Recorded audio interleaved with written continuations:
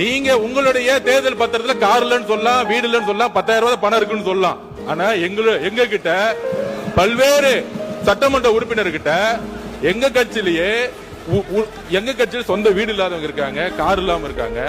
அது மாதிரி மற்ற கட்சிகளையும் தாவேகா மட்டுமில்ல, எல்லா கட்சி கம்யூனிஸ்ட் தோழர்கள் அங்க இருந்து வராங்க. அந்த மாரிமுத்து அண்ணன் கிட்ட காரு கிடையாது. இதுதான் கம்யூனிஸ்ட் தோழர்களுடைய நிலைப்பாடு. அப்ப ஒரு அறிவிப்பு வரும் பொழுது இந்த கட்சியோடைய சட்டமன்ற உறுப்பினர், இந்த கட்சியோடைய உறுப்பினர்களுக்கு அறிவிப்பு வராது.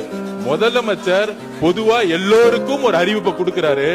அதுல தமிழக வெற்றி கழகத்தோட நிலைப்பாடு, ஏற்கனவே கார் இருக்கவங்க அப்ளை பண்ண மாட்டாங்க. இதுதான் நிலைப்பாடு. இது எல்லா கட்சியோட நிலைப்பாடு அப்படிதான். ஆனா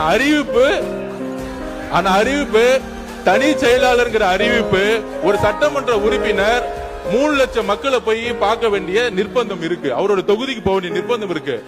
ஊர்ல இருந்து வர வேண்டிய நிர்பந்தம் இருக்கு. அதனால இது ஒரு உரிமையா பண்ணிருக்காரு தவிர இதுல ஆடம்பரம், காருங்கிறது ஆடம்பரம் கிடையாது. மக்களை சந்திக்கக்கூடிய ஒரு தேவை.